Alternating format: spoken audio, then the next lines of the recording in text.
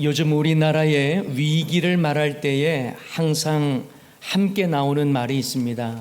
바로 인구 절벽이라고 하는 말이죠. 최근 대한민국 출산율이 0.78명이 되었습니다. 세계 최저를 기록했습니다. 이 얼마나 심각한 상황인지 지금은 잘 못 느낄 수도 있어요. 하지만 앞으로 20년 후면 이게 실제적으로 우리의 모든 삶 속에서 체감될 것입니다. 지금도 그렇습니다만 앞으로 생산 연령 인구가 급격히 줄어드는 대신에 부양에 대한 부담은 더 커지겠죠. 이미 지난달엔 대한 소아청소년과 의사회에서 소아과 청소년과를 폐과하겠다라고 선언을 했습니다. 그만큼 이 나라의 아이들이 적다는 거예요. 저출산이 심각하다는 것입니다. 그런데도 사람들은 이러한 위기 상황과 심각한 상황을 잘 인지하지를 못합니다. 오히려 해외에서 대한민국의 저출산과 인구 절벽을 걱정하고 있습니다. 작년 2022년 8월에 뉴욕 타임즈에서 대한민국 출산율이 0.83명일 때에 세계 최저를 기록했다며 크게 보도를 했습니다. 지금은 그보다도 더 떨어진 0.78명이 된 것입니다. 게다가 세계적인 기업과 앨런 머스크는 한국의 저출산을 예로 들면서 인구 소멸 위험까지 언급을 했어요. 참 걱정스러운 일이 아닐 수 없습니다. 그런데요, 아이러니하게도 지금부터 30-40년 전만 해도요, 정부가 앞장서서 산하 제한 정책을 강력하게 펼쳤습니다. 1960년대 정부가 앞장서서 외쳤던 산하 제한 구호가 뭐였는지 아십니까? 아니요. 많이 낳아 고생 말고 적게 낳아 잘 키우자 였습니다. 심지어 이런 구호도 있었어요. 덮어놓고 낳다보면 거지꼴 못 면한다. 그러다가 1970년대에 이르러서 자녀 수를 2명으로 제한을 둡니다. 그리고 이런 구호를 외쳤죠. 딸 아들 구별 말고 둘만 낳아 잘 키우자. 그런데 산하 제한 캠페인은요, 1980년대에도 계속되었습니다. 이젠 둘도 많다면서 한 자녀 낳기 캠페인을 벌입니다. 그때 유행했던 구호가 뭔 줄 아십니까? 하나 낳아 젊게 살고 좁은 땅 넓게 살자였어요. 게다가 남자아이를 낳겠다면서 자녀를 계속 낳다 보니 이거 못하게 하려고 이런 구호도 외치기 시작했습니다. 잘 키운 딸 하나, 10 아들 안 부럽다. 1990년대에는요, 적게 낳아 밝은 생활이라고 하는 구호도 있었습니다. 심지어 당시엔 예비군 훈련에서 정관 수술을 받으면 훈련도 면제시켜줬어요. 최악의 행정을 펼친 것이죠. 그러다가 2000년이 가까워지면서 산하 제한 정책을 중단하게 됐는데요. 그때까지만 해도 이렇게까지 출산율이 낮아질 것이라고는 생각지도 못했던 것입니다. 최근 정부에서는 출산율을 높이겠다며 280조까지를 쏟아부었지만 백약이 무효했고 결국 대한민국 출산율이 0.78명까지 떨어진 것입니다. 무엇보다 젊은 세대들 중엔 비혼주의가 늘어나고 설령 결혼을 해도 아기를 낳지 않겠다는 젊은이들이 무척 많아졌습니다. 결혼을 하더라도 늦게 결혼하는 이 만혼 분위기가 있다 보니 한 명 이상 자녀를 낳기도 쉽지 않습니다. 게다가 참 이렇게 귀한 젊은 생명들이 왜 이리 안타까운 사건 사고로 목숨을 잃는지요. 세월호 사건과 사고와 이태원 참사로 수많은 젊은 이들의 목숨을 잃은 걸 생각해 보면 너무나 안타깝습니다. 여러분, 국가적으로도 다음 세대 문제는요, 국가의 존폐를 말할 정도로 중요한 기준입니다. 교회도 마찬가지예요. 교회의 다음 세대가 계속 일어나지 않으면 교회의 미래는 장담할 수 없습니다. 믿음의 다음 세대가 없으면 수많은 시스템과 이벤트가 발달되어도 아무 소용없는 거예요. 오늘 본문 말씀은요, 사무엘의 어린 시절을 소개하는 내용입니다. 사무엘 이전까지는 사사시대거든요. 이 사사시대는 자기 소견에 옳은 대로 살던 영적 암흑기와 같습니다. 그나마 사무엘을 통해서 시대의 희망을 보게 됩니다. 당시 영적 지도자인 엘리 제사장, 이 엘리 제사장도요, 영적 우둔함에 갇혀 있었고 그의 두 아들은요, 망나니와 같은 삶을 살았어요. 한마디로 엘리 제사장은 자식들에게 바른 신앙을 전수해 주지를 못했어요. 아버지인 엘리가 전혀 믿음의 모습이 없었으니 바른 신앙을 전수해 줄 수가 없었던 것입니다. 조윤재 씨가 쓴 아이는 부모의 등을 보고 자란다라는 책이 있어요. 이 책에서 저자는 아이의 부모님과 교제를 많이 해보니까 아이들의 말투와 행동들이 이해가 됐다라는 표현을 씁니다. 그러면서 부모는 자녀들에게 바른 모습을 보여줘야 한다, 이걸 강조하거든요. 특히 인성이 바른 아이가 인생에서 성공한다라고 주장을 하는데요. 이런 점에서 부모는 자신의 불쾌한 감정을 아이에게 쏟지 말라고 말합니다. 아이는 부모의 불쾌한 감정을 받아내는 쓰레기통이 아니라는 거예요. 맞죠? 그래서 부모는 정직한 모습을 보여야 하고요, 부모라도 잘못한 것이 있으면 윽박지르지 말고 인정하고 그리고 고쳐가야 한다는 것입니다. 부모의 모습은 자녀의 마음에 평생 새겨지는 것이기 때문에 부모가 바른 삶과 좋은 습관을 남겨주는 것이 중요하다는 것을 가르쳐주고 있습니다. 하지만 여러분, 엘리 제사장은 어떠했습니까? 자신도 바르게 살지를 못했고 자식에게 좋은 모습을 보여주지를 못했어요. 게다가 악한 삶을 사는 아들들을 제어하지도 못했습니다. 자, 여러분, 오늘 본문의 그 앞부분을 보면 이런 내용이 나와요. 엘리 제사장의 두 아들 홈니와 비느하스가 나오는데요, 그들에 대해서 성경의 판단은 뭐냐면 행실이 나쁘다라고 하는 이 완곡한 표현을 썼습니다. 그런데 전에 개역 한글 성경에 보면 그들을 불량자라고 표현을 했습니다. 불량자. 그런데요, 이 불량자라고 하는 단어의 히브리어 원어를 보면 벨리알의 아들이다, 이렇게 표현되어 있어요. 이건 무슨 말이냐면 멸망의 자식이다, 이렇게 표현된 거예요. 성경에서 그렇게 말하는 이유를 몇 가지 그들의 행실을 통해서 알 수가 있는데요. 먼저 엘리의 자식들은 불량한 그 행실을 했는데 제사장 권한을 남용해서 사환들을 시켜서 제사 고기를 삶을 때에 갈고기를 넣어서 걸려 나오는 것은 무조건 자기들이 취했습니다. 그리고 심지어 기름을 태워서 하나님께 드려야 할 것들이 있는데 하나님 드리기 전에 자기들이 생고기 내놓으라고 가로채 버렸어요.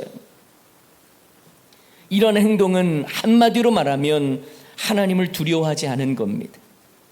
하나님께 드리는 제사를 망령되게 여긴 것입니다. 하나님께 드리는 제사를 멸시했어요. 게다가 이 엘리의 두 아들들은 회막문에서 수종드는 여인과 동침하여 하나님의 큰 진노를 삽니다. 그런데 여러분, 더 놀라운 것이 있어요. 이 정도의 망나니 같은 아들들에게 당시의 최고의 영적 지도자라고 하는 이 엘리가 자식들 불러놓고 하는 말을 보면 더 충격적입니다. 자, 그 내용이 사무엘상 2장 22절과 24절에 나오는데요.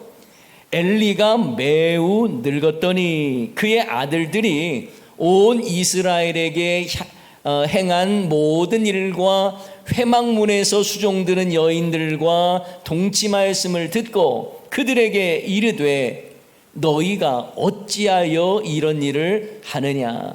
내가 너희의 악행을 이 모든 백성에게 듣노라. 그 다음 다 같이 24절 읽습니다. 내 아들들아 그리하지 말라. 내게 들리는 소문이 좋지 아니하니라. 너희가 여호와의 백성으로 범죄하게 하는도다. 이렇게 책망을 한 거예요. 여러분, 그런데 엘리가 자식들에게 책망하는 내용을 보면 하나님 말씀으로 훈계하는 것이 아니라 다른 사람들의 입소문 때문에 책망을 하는 것을 알 수 있습니다. 소문이 좋지 않은 것 가지고 꾸짖는 거예요. 하나님이 어떻게 보실까를 두려워하는 마음으로 자식들을 책망하는 것이 아니라 남들이 보기에 안 좋으니까 조심하라는 거예요.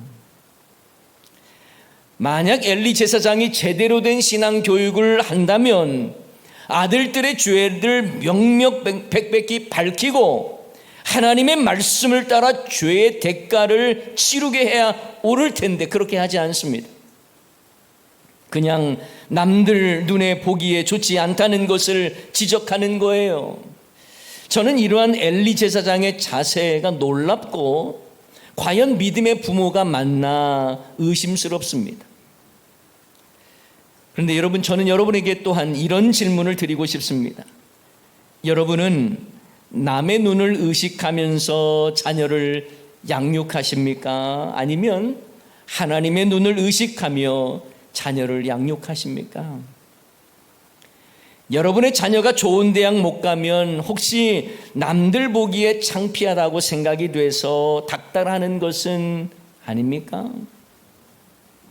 혹시 내가 이루지 못한 것을 자식들을 통해서도 이루어서 마치 내가 못다 이룬 꿈에 대한 보상을 자녀들에게 요구받고 싶은, 그래서 자녀를 그렇게 닥달하며 양육하는 것은 아닙니까? 솔직히 우리는 자식들에게 이렇게 말을 하죠. 다 너 잘 되라고 하는 소리다. 자주 합니다. 맞는 말입니다. 그런데 곰곰이 생각해 보면 간혹 남들에게 기죽지 않으려고 자식들 교육하는 일에 더 많은 열정과 관심을 쏟는 것은 아닌지 생각해 봅니다.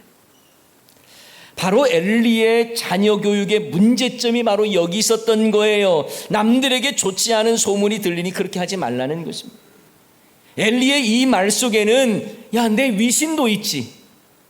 내가 대제사장인데 사람들의 입방아에 오르면 좋을 게 뭐가 있냐. 그러니 행동 조심해라. 이런 말과 다르지 않습니다. 사랑하는 여러분, 자녀 교육은 남의 눈을 의식해서가 아니라 하나님의 눈을 의식하며 가르쳐야 할 줄을 믿습니다. 우리의 자녀들이 여러분의 자랑이 아니라 하나님의 자랑이 되기를 소원합니다.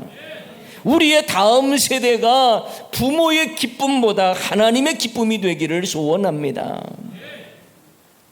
그런데 오늘 본문에서는 사무엘을 통해서 소망을 발견하게 돼요. 영적 흑암기인 사사시대, 그 어둠의 시대에 엘리의 두 아들과는 너무나도 다른 반듯한 어린 사무엘을 통해서 하나님께서 그 시대에 영적 지도자를 통해 어떻게 세워가실지를 보여주는 거예요. 여러분, 솔직하게 이 어린 사무엘의 입장에서 본다면 엘리의 두 아들들의 영향을 크게 받지 않았겠습니까? 그 망나니와 같은 두 아들, 그 아들에게 어린 사무엘이 영향을 받을 수도 있는 거예요. 하지만 사무엘은 이들의 악행을 본받지 않았습니다. 오히려 사무엘은 세마포 에봇을 입고 여호와 앞에서 섬겼다, 이렇게 말씀합니다. 오늘 본문 18절 말씀이죠. 다 같이 한번 읽어볼까요? 사무엘은 어렸을 때에 세마포 에봇을 입고 여호와 앞에서 섬겼더라. 아멘.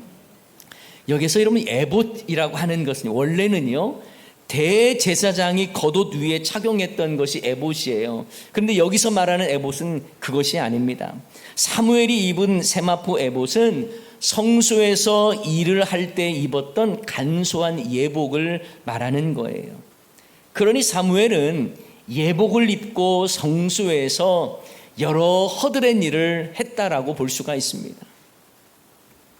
그런데 여기서 주목해야 할 표현이 여호와 앞에서 섬겼다는 거예요. 여호와 앞에서, 엘리 앞에서 섬겼다는 것이 아니라 여호와 앞에서 섬겼다라는 표현을 하고 있습니다. 이 말은 성소에서 일을 하면서 사람의 눈을 의식하며 사람에게 비위 맞추는 그런 일을 한 것이 아니라 여호와 앞에서 수종들었다는 거예요. 자신이 지금 일하고 있는 것이 하나님이 보시기에 하나님의 눈을 의식하면서 그 마음가짐으로 일했다는 거예요. 여러분, 과거의 중고등부 시절에 친구들 중에서 교회 나오는 목적이 이성 친구 사귀려고 나오는 친구들이 많았습니다. 당시 제가 중등부 때 고등부 때 회장이었거든요. 그래서 많은 친구들이 제게 이런 질문을 했어요. 야, 교회 가면 여자친구 소개시켜 줄 수 있어? 그렇게 해서 교회에 많이 데려갔습니다. 혹시 여러분 중에도 과거에 그런 흑심을 가지고 왔었지만 하나님께서 변화시키셔서 지금 믿음 생활 잘하고 계신다면 그때에 여러분이 가지셨던 이성에 대한 호기심이 큰 축복이 된 것입니다. 그런데 대부분의 학생들은 그렇게 해서 온 아이들은요 신앙을 계속 유지를 잘 못하더라고요. 왜냐하면 하나님의 눈을 의식하며 신앙생활을 하는 게 아니라 그저 내가 잘 보이기 위한 것이죠. 그들에게 내가 어떻게 보일 것인가에만 신경을 쓰기 때문에 그렇습니다. 여러분, 사무엘은 어떠했다고요? 하나님의 눈을 의식하면서 에봇을 입고 하나님 앞에서 여호와 앞에서 섬겼다라고 말씀하고 있습니다. 하지만 사무엘을 어려서부터 여호와 하나님 앞에서 섬겼다. 근데 여러분, 이 여호와 앞에서라는 말은요 에트판의 예호바라고 하는 히브리어인데 이것은 여호와 하나님 정말 그 앞에서 존전해서 일을 했다라는 의미를 가지고 있어요. 여호와 하나님의 눈을 의식하면서 사역했다라는 거예요. 여러분의 삶이 여호와 하나님 앞에 있다는 것을 인식하며 가정생활 하시고 사회생활 하실 때에 여러분의 삶의 자세는 완전히 달라질 거예요. 여러분, 어린 사무엘은요 시대적 상황에서 볼 때에 하나님 없이 자기 소견에 옳은 대로 살았던 영적 암흑기 사사시대에 살았던 사람입니다. 환경적으로도 보면 젖을 떼자마자 어머니가 엘리 제사장에게 맡겨버렸어요. 성소에 맡겼습니다. 서원했던 대로 맡겨버린 거예요. 그러니 얼마나 외로웠겠습니까? 게다가 엘리의 두 아들은 타락한 아들이 있었는데 그 아들이 영향이 있었을 거예요. 그러나 그것을 철저하게 거부하며 자라온 것입니다. 여러분, 사무엘은 어둠의 시대에 갇히지 않았습니다. 힘겨운 환경에 순응하지 않았습니다. 죄된 삶에 타협하지를 않았어요. 오히려 하나님의 눈을 의식하며 여호와 앞에서 사역했다라는 거예요. 여러분, 이 시대를 살아가는 우리의 자녀들과 다음 세대들은 어떻습니까? 예전과 비교할 수 없는 복잡하고 유혹이 많은 세상에 살고 있습니다. 최근에는 이 나라에도 마약이 은밀하게 들어와서 청소년들의 손에도 들어가는 일이 있다고 하잖아요. 게임 중독, 스마트폰 중독, 음란 중독, 마약 중독. 정말 깨어있지 않으면 우리의 다음 세대들이 언제라도 넘어지고 무너질 수 있는 시대에 살고 있습니다. 저는 소원합니다. 우리의 자녀 손주들, 우리의 다음 세대들이 험한 세상을 이겨내고 수많은 유혹을 단호히 거절하고 여호와 앞에서 여호와의 눈을 의식하며 살아갈 수 있기를 주님의 이름으로 축원합니다. 우리의 자녀들이 엘리의 두 자녀들처럼 예배를 망령되이 여기거나 세상과 타협하면서 악한 일을 일삼는 자가 아니라 거룩한 옷을 입고 여호와 앞에서 섬기는 자가 되어야 한다는 말씀이에요. 가장 타락해 보이고 희망이 없어 보이는 것 같은 상황에서도 하나님은 기도하는 여인 한나를 통해서 사무엘을 주셨고, 사무엘을 통해서 사사시대를 벗어나 하나님의 뜻에 집중하라고 하는 영적 지도자로서 역할을 감당케 하신 것 아닙니까? 우리의 다음 세대들이 사무엘과 같은 그런 영적 지도자들이 계속 세워져야 하는 거예요. 여호와 앞에서 여호와의 눈을 의식하며 여호와의 존전에서 내가 있다는 사실을 가지고 주님의 일을 감당할 줄 아는 우리의 자녀 손주들, 우리의 다음 세대 되기를 주님의 이름으로 축원합니다. 여러분, 시편 110편 3절 말씀을 보면 가슴이 뭉클해집니다. 다 같이 한번 읽어봅니다. 주의 권능의 날에 주의 백성이 거룩한 옷을 입고 즐거이 헌신하니 새벽 이슬 같은 주의 청년들이 주께 나오는도다. 아멘. 주의 청년들을 향해 새벽 이슬과 같다고 말합니다. 여러분, 새벽 이슬은 무엇입니까? 날마다 변함없이 내리는 이슬처럼 메시아를 따르는 주의 청년들이 날마다 변함없이 새로워지고 풍성하게 될 것을 말씀하시는 내용이에요. 저는 우리 교회 다음 세대들에게 이러한 은혜와 축복이 임하기를 소원합니다. 그런데 여러분, 그러한 꿈을 꾸기만 하면 안 됩니다. 내일을 꿈꾸기만 하면 안 됩니다. 오늘을 심는 저와 여러분이 되어야 하는 거예요. 여러분, 사무엘의 어머니가 한나가 성소에 자식을 맡겼다고 해서 아무것 안 했을까요? 아니에요.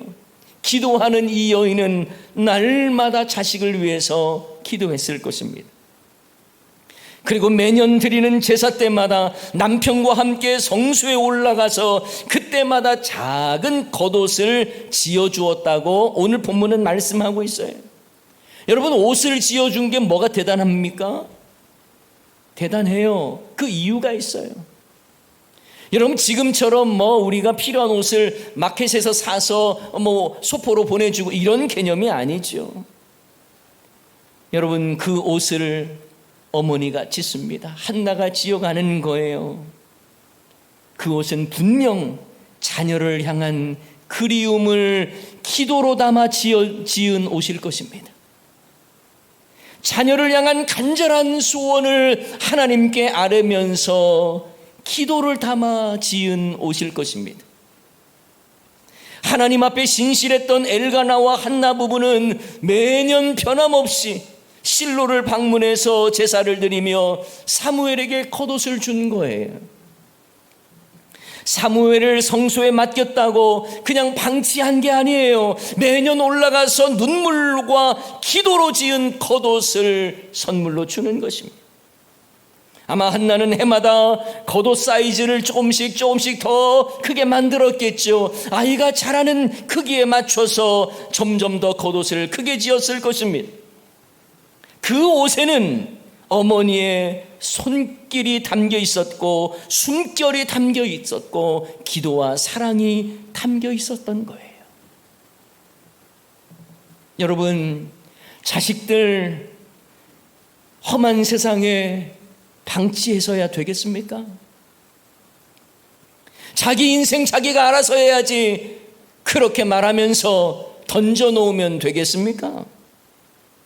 이 아이가 어느 정도 자라고 있는지, 영적인 성장이 어느 정도 일어나고 있는지 그들을 향해서 맞춤 기도를 하고 구체적으로 기도해야 하는 거예요. 영적으로 우리 아이의 수준이 어느 정도에 머물러 있는지 그것을 분별해서 거룩한 옷을 만들어 줘야 하는 것입니다. 세상 사람들이 좋아하는 유행 타는 그런 옷이 아니라 하나님이 기뻐하시고 세상과는 구별된 거룩한 꿈과 기도를 담은 옷을 지어서 줘야 하는 거예요. 자녀들 서울이나 타 지역에 대학 갔다고 믿음 생활 잘하고 있으려니 쉽게 생각하지 마세요. 여러분, 찾아가 자녀가 다니고 있는 교회 함께 예배도 드려보시고 담당 목사도 만나서 잘 부탁하십시오. 자녀 다니는 교회 가서 함께 예배도 드려보고 또 유학 보낸 후에 신앙이 완전히 망가지지 않도록 그 교회에 함께 예배도 드리고 자녀를 그분께 잘 보살펴 달라고 부탁도 드리고, 그러면서 이 아이, 정말 주님께서 주신 이 아이를 말씀으로 키워보겠다고 결단해야 하지 않겠습니까? 요즘요, 유학 보낸 후 신앙이 완전히 망가져버린 아이들이 한두 명이 아니에요. 여러분, 그 아이가 다니는 교회 여러분 참석하기 위해서 올라가시는 것, 그래서 주일 우리 교회에서 예배 못 드려도 괜찮아요. 그곳에서 드리세요. 그리고 그 아이를 부탁하세요. 돈만 보내지 말고 기도와 영적인 옷을 보내십시오. 모세의 부모 아므람과 요게벳도 한번 생각해 보세요. 모세를 어쩔 수 없이 갈대 상자를 만들어서 나일강 강물에 그냥 띄울 때에 그냥 던져 놓은 게 아니에요. 그래서 알아서 어떻게 운을 바라면서 그렇게 던져 놓은 것이 아니라는 것입니다. 먼저 최선을 다하며 기도하며 갈대 상자를 만들었겠죠. 그리고 방수 역할을 해줄 역청과 나무진을 칠했습니다. 그리고 누이 미리암을 보내서 갈대 상자가 어떻게 되고 있는지를 따라가 보게 한 거예요.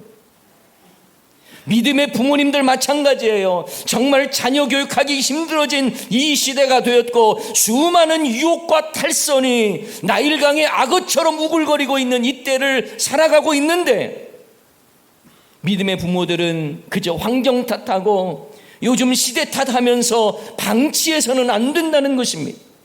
끊임없이 그들을 위해 기도하고 그들에게 기도의 영적 옷을 입혀줘야 하는 거예요. 그러면서는 오늘 본문 말씀 사무엘에 대한 말씀을 보면서 21절 하반절에 이 말씀이 있어요. 아이 사무엘은 여호와 앞에서 자라니라.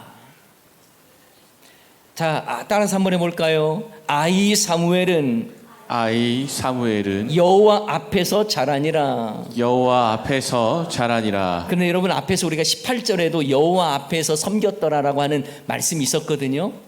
여기 지금 21절에 여호와 앞에서 자라니라라고 하는 말씀이 있어요. 여호와 앞에서 똑같이 같은 말로 번역이 됐잖아요. 그런데 히브리어 원어로 보면 똑같은 내용이 아니에요. 18절의 내용은요, 정말 말 그대로 여호와 앞에서 섬겼다라는 거고요.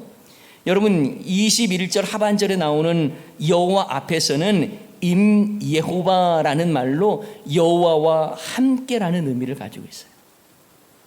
여호와와 함께 자랐다라는 거예요. 한나가 기도하여 얻은 아들 사무엘의 삶에는요, 여호와 하나님께서 늘 함께 하셨다는 말이에요. 사랑하는 여러분, 우리의 기도로 자란 자녀들과 다음 세대가 여호와와 함께 자라나기를 축원합니다. 여호와와 동행하는 자녀가 되어야 한다는 말이에요. 여호와와 함께 자라나는 우리의 다음 세대가 되기를 주님의 이름으로 축원합니다. 성경에서는 하나님과 동행하는 어린 사무엘의 삶을 이렇게 요약을 해서 우리에게 소개합니다. 사무엘상 2장 26절인데요. 아이 사무엘이 점점 자라매 여호와와 사람들에게 은총을 더욱 받더라. 여호와와 사람들에게 은총을 더욱 받았대요. 여러분, 이 모습은 엘리의 두 아들이 여호와와 사람들에게 죄를 범했던 것과 완전히 대조가 되잖아요. 사무엘은 여호와와 사람들에게 은총을 받았습니다. 그리고 이와 비슷한 모습은 예수님의 어린 시절에도 그대로 나타납니다. 누가복음 2장 40절 말씀에 보면 아기가 자라며 강하여지고 지혜가 충만하며 하나님의 은혜가 그의 위에 있더라, 이렇게 말씀하세요. 사랑하는 여러분, 여호와 하나님 앞에서 자라고 여호와와 함께 자라는 우리의 자녀와 다음 세대 되기를 소원합니다. 여러분, 이것을 위해서 우리가 뭘 해야 할까요? 아무것도 안 하고 방치하면 되겠습니까? 믿음의 부모는 기도로 자녀의 옷을 지어 입혀야 한다는 거예요. 그들의 영적인 상태를 어느 정도 성장했는지를 늘 관심을 가지고 신앙의 본을 보일 줄 알아야 한다는 것입니다. 그리고 우리 모두가 이제 다음 세대를 함께 키워가야 할 책임이 있다는 사실도 잊지 말아야 할 것입니다. 하나님께서 우리의 다음 세대를 키워가는데 우리 모두를 사용하시고, 그리고 이 아이들이 정말 하나님 기뻐하시는 영적 지도자가 되어서 하나님 나라를 아름답게 펼쳐가는 그러한 우리의 자녀들, 그리고 여러분의 가정과 우리 교회가 되기를 주님의 이름으로 간절히 축원합니다. 오늘 말씀 기억하면서 우리 찬양하기를 원하는데요, 말씀 앞에서라고 하는 찬양이에요. 제가 모니터에는 나오지 않고 있습니다만 여러분 화면에는 잘 나와 있을 거라고 생각하면서 우리 말씀 앞에서라고 하는 찬양, 우리 자녀가 이렇게 되기를 원합니다. 우리의 다음 세대가 이렇게 되기를 원합니다. 이런 마음을 가지고 우리 찬양하도록 하겠습니다. 말씀 앞에서 경외함으로 주께 홀로 섭니다. 말씀 앞에서 경외함으로 주께 홀로 섭니다. 생명의 말씀, 생명의 말씀 읽고 순종해 주를 예배합니다. 주를 예배합니다. 기록된 말씀 힘이 있어서, 기록된 말씀 힘이 있어서 진리로 우리 거룩해 하며, 거룩한 말씀 세세 영원히 복음이 되어 말씀하시네. 하나님 말씀에 두려워 떠는 자, 그 말씀에 생명을 거는 자, 한 사람 찾으시는 주님의 약속을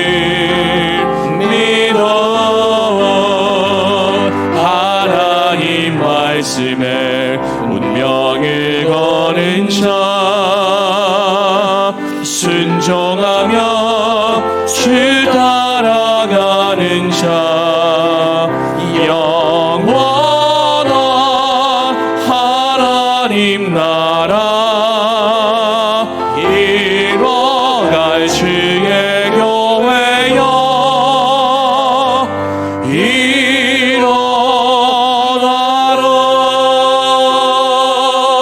다시 한번 찬양하겠습니다. 말씀 앞에서, 말씀 앞에서 경외함으로 주께 홀로 섭니다. 생명의 말씀 읽고 순종해 주를 예배합니다. 기록된 말씀, 성경 말씀, 기록된 말씀 힘이 있어서 진리로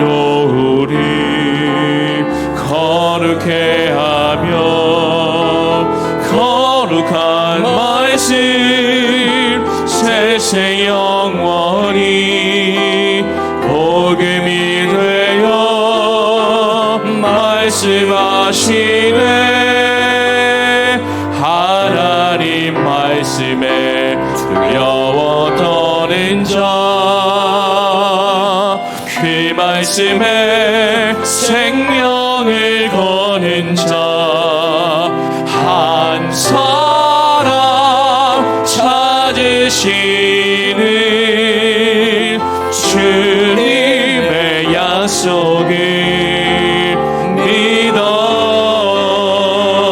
하나님 말씀에 운명을 거는 자 순종하며 주 따라가는 자 영원한 하나님 나라